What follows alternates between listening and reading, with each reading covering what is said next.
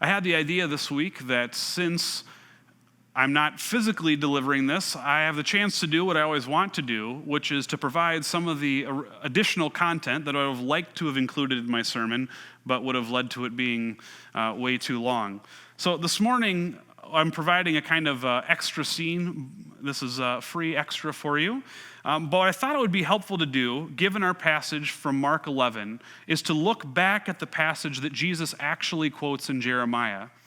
When Jesus, as he clears the temple, says, "You have made my house a den of robbers," he is actually quoting from Jeremiah chapter 7.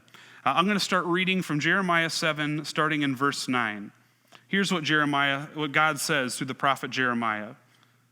"Will you steal and murder, commit adultery and perjury, burn incense to Baal, and then follow other gods you have not known, and then come and stand before me in my house, which bears my name, and say, 'We are safe to do all these detestable things'?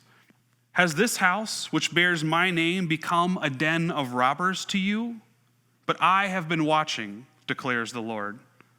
Go now to the place in Shiloh, where I first made a dwelling for my name, and see what I did to it because of the wickedness of my people Israel.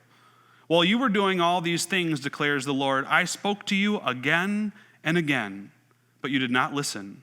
I called you, but you did not answer. Therefore, what I did to Shiloh, I will now do to the house that bears my name. The temple you trust in, the place I gave to you and your ancestors. I will thrust you from my presence, just as I did to your fellow Israelites, the people of Ephraim." I think it's important to note the context that Jesus quotes from here. It helps us understand, I think, what Jesus is doing in his own context. Here we find the prophet Jeremiah using the same language that Jesus uses. He says that God's house has become a den of robbers. But he's clear about what that means. As he explains, the problem isn't that robbery is happening in the temple. It's that people who are committing all sorts of sins, stealing, murder, adultery, perjury, worshiping idols, people who are doing all these things that are detestable to God are doing them, and then they come to the temple, and instead of doing what they should do, which is confessing their sin, having it exposed so that it can be dealt with, they come and they just feel safe. They think they are safe to do all the things that they have been doing that anger God, and then come and act like it's no big deal. That is what has angered God. That's what has made him desperately unhappy.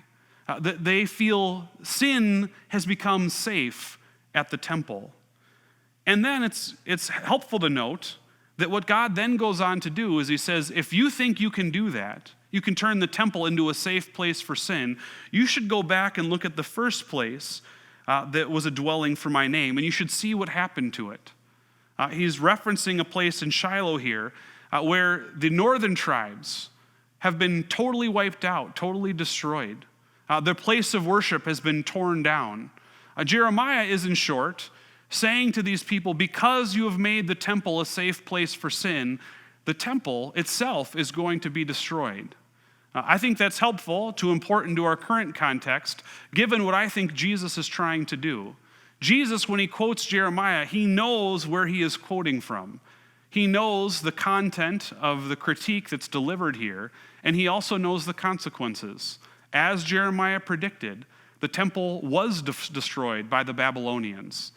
There are clear parallels to Jesus' own day. Jesus, too, criticizes the temple as being a place made safe for sin.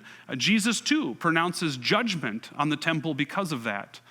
And also, as in Jeremiah's day, the temple would soon, within 40 years, be destroyed.